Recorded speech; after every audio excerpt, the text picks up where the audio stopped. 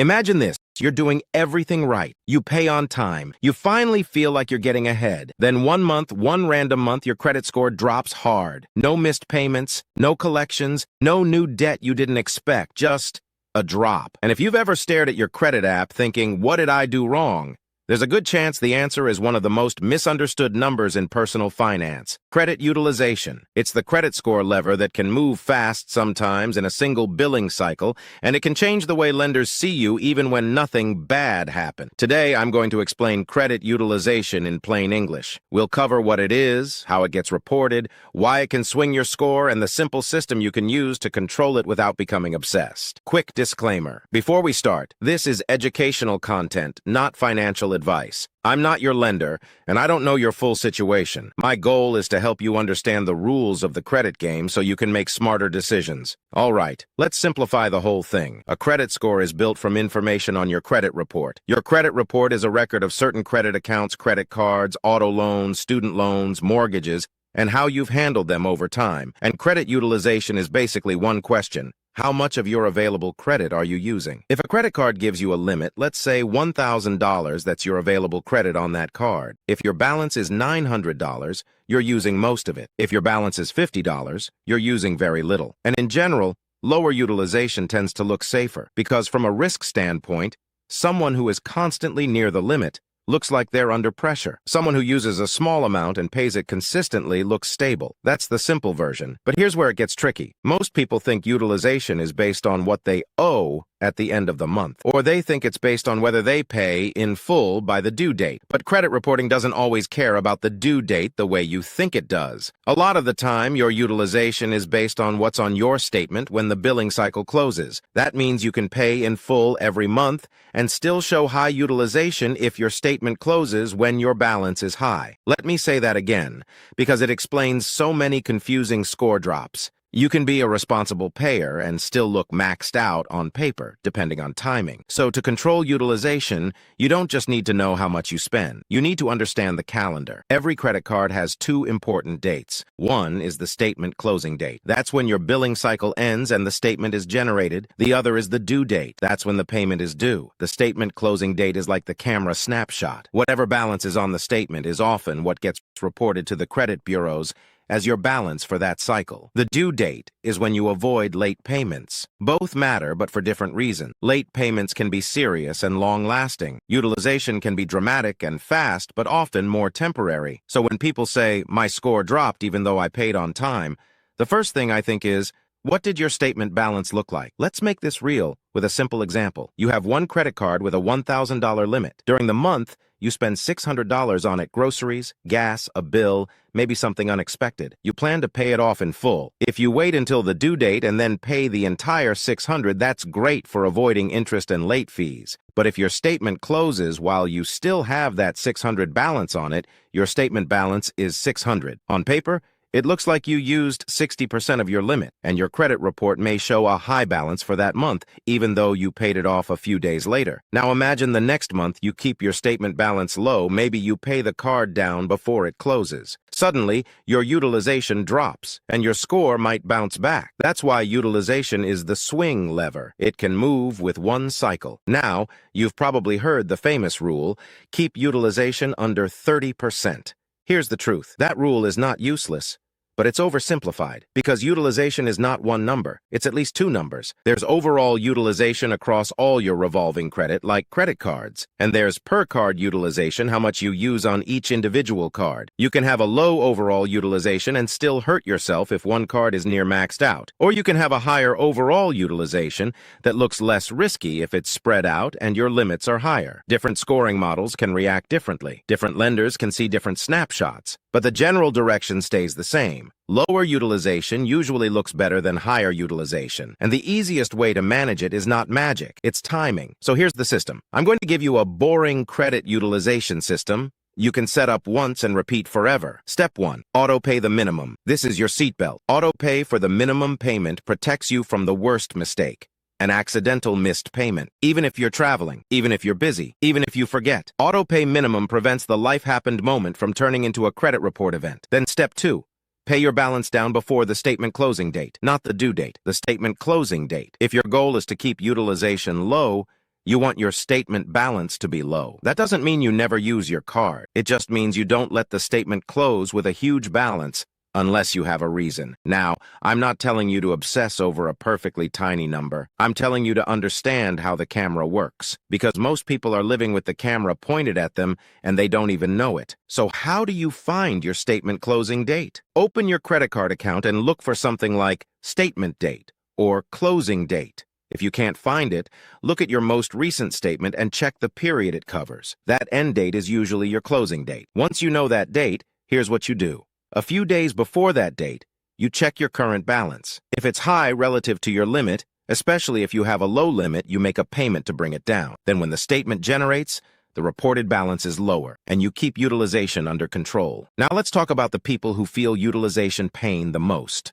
Beginners. If you're building credit from zero, you often start with a secured card or a starter card, and those limits can be low: $300, $500, $1,000. When your limit is low, everyday spending can look like high utilization. If your limit is $500 and you spend $250 on groceries, gas, and a bill, that's already half. If you spend $400, you're close to max. Even if you pay it off, if the statement closes at $400, the snapshot looks high. So if you're starting out, utilization management is less about being wealthy and more about using the card differently. You use it like a tool. One simple strategy is what I call the subscription method. Put one small recurring bill on the card, like a streaming service or a phone bill, something you are already going to pay. Then set auto pay to pay the statement balance in full if you can, or at least pay it down consistently. That creates a clean payment history and keeps utilization stable. Another strategy is multiple payments per month. There's no rule that says you can only pay once. If you use your card for daily spending, you can pay it down weekly or even twice a month. This keeps your balance from building up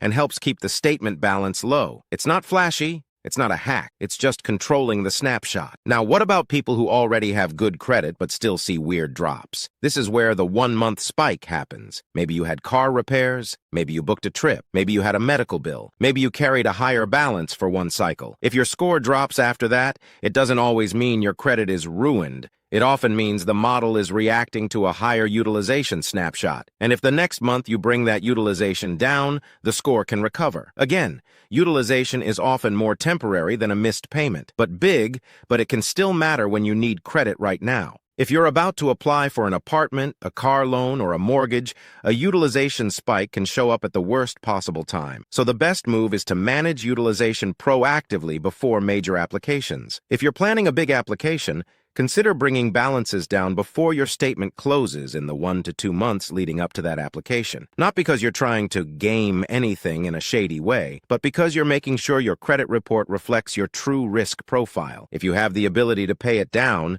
you want the report to show that. Now let's talk about another myth. Some people believe you need to carry a balance to build credit. That is false in the way it matters most. Building credit is about showing you can manage credit. You can use the card and pay it off. You can let a small statement balance report and then pay it. You do not need to pay interest to prove you're responsible. Interest is not a membership fee for a good credit score. If someone tells you to carry a balance just to build credit, be skeptical. The real goal is consistent, on-time payments and responsible usage. Now, I want to show you a powerful concept that makes utilization feel less emotional. Think in 2 buckets: your actual financial reality and your credit report snapshot. Your financial reality is, can you afford what you're buying, and are you paying it responsibly? Your credit report snapshot is, what does the report show at a specific moment in time? Utilization mostly lives in the snapshot bucket. That's why you can feel like you're doing fine. Yet the snapshot makes you look riskier for that month. So when you manage utilization, you're aligning the snapshot with reality. That's it. Now let's get tactical with the 4 best moves to control utilization over time. Move 1, increase your credit limits carefully. If you have a card and you've been paying responsibly, you can sometimes request a credit limit increase. A higher limit makes it easier to keep utilization lower with the same spending. If you currently spend $500 a month and your limit is $500, you're constantly near max. If your limit is $2,000 and you spend $500, your utilization is much lower. Same spending, different appearance. But do this carefully. Don't request increases if it triggers an unnecessary hard inquiry you don't want. And don't treat higher limits as permission to spend more. Higher limits are a tool to reduce utilization pressure, not a reason to inflate your lifestyle. Move 2. Spread spending across multiple cards if you have them. If one card is carrying most of the balance and another card is barely used, the heavy card can look stressed. Even if your overall utilization isn't terrible, a single maxed card can still hurt. Spreading usage can smooth the per-card utilization. But the rule here is simple. Only do this if you can still pay on time. Multiple cards mean multiple due dates and more room for mistakes. Auto-pay minimum helps, but don't create complexity you can't manage. Move 3.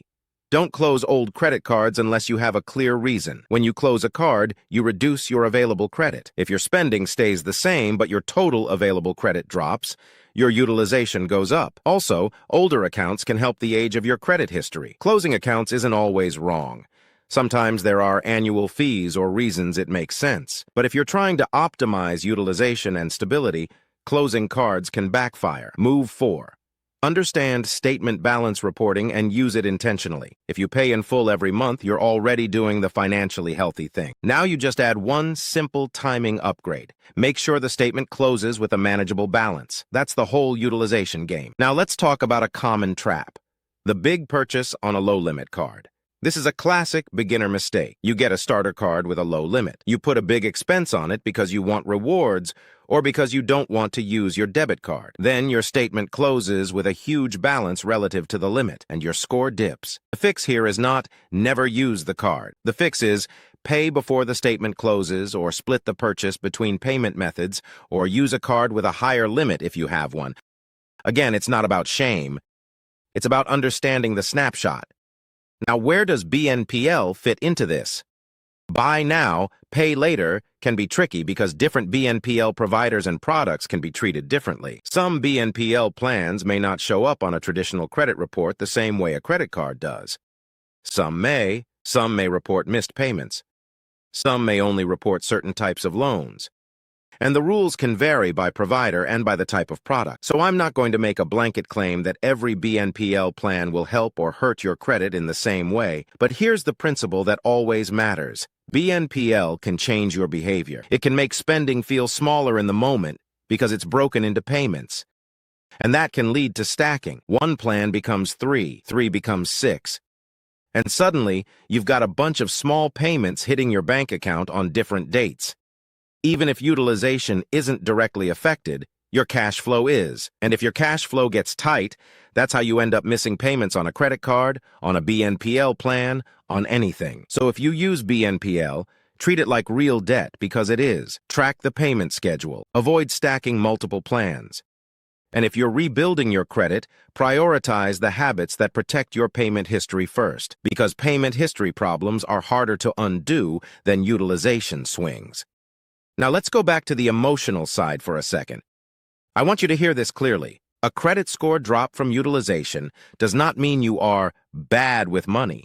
It often means you used credit, and the system reacted to the ratio. That's why your score can feel like it's judging you for normal life, because it is not measuring morality. It's measuring risk signals, and utilization is one of the loudest risk signals. So if you want to feel in control, you don't need to fear the system. You just need a routine. Here's a routine you can copy. Once a week, pick one day as your money check-in day. On that day, you do 3 things. You glance at your credit card balances, you check upcoming due dates, and you look at the statement closing date for your main card. If you're close to the closing date and your balance is high, you make a payment to bring it down. That's it. No spreadsheets required. No daily obsession, just one weekly check-in plus auto-pay minimum as a safety net. Now, I want to cover a few utilization edge cases that confuse people. Case 1, I paid my card down, but my score didn't change. Credit reporting updates on a schedule. Sometimes your payment hasn't been reflected yet. Sometimes the lender reports once per cycle. Sometimes it takes time for the new balance to show up on your report. So if you pay down utilization and don't see an immediate change, it doesn't always mean it didn't work. It can simply be timing. Case 2.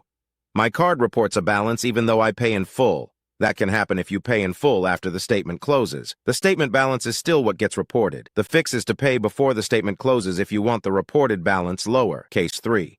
Should I make my balance 0? A 0 balance can be fine, but some people obsess over reporting exactly 0 all the time. The truth is, the goal is not perfection. The goal is stability and low-risk signals. For most people, Reporting a small balance is not a problem. The bigger problem is reporting a high balance relative to your limit. So instead of chasing zero, chase manageable. Case 4. I used a big chunk of my limit but paid it off immediately. Great financially health. But if the statement closed before the payment posted, the snapshot may still be high. If you know you'll make a big purchase, you can plan around the statement date. Now, let's turn this into a simple checklist that you can remember without writing anything down. If you want your utilization to stop controlling your life, remember these 5 lines. Auto-pay minimum to protect your payment history. Know your statement closing date. Pay down before the statement closes if your balance is high. Avoid maxing out any single card. And don't stack new accounts or new payments faster than you can manage. That's the system. And if you do this consistently, credit utilization becomes a tool you control instead of a mystery that controls you. Now let's close with one last story, because this is where utilization hits hardest. Someone is applying for an apartment. They're approved on income. They have savings. But the landlord runs a screening and sees a credit score that's lower than expected. And that score is lower because the person used their credit card for a move truck rental, deposits, furniture, and their statement closed at a high balance. They were responsible. They were just timed wrong. If you're planning a big move, a big purchase, or any application where your credit score matters, do yourself a favor. 2 cycles before that application, keep your statement balances low. Not because you're trying to cheat the system, but because you're letting your report show your true ability to manage credit. That's what this is about. Understanding the rules, using them intentionally, and keeping more doors open. If you want more money moves, credit score breakdowns, debt payoff strategies, and BNPL explained, subscribe. Next, we're going to cover the red line that can change everything. The difference between being late and being reported late. Educational only, not financial advice. See you in the next one.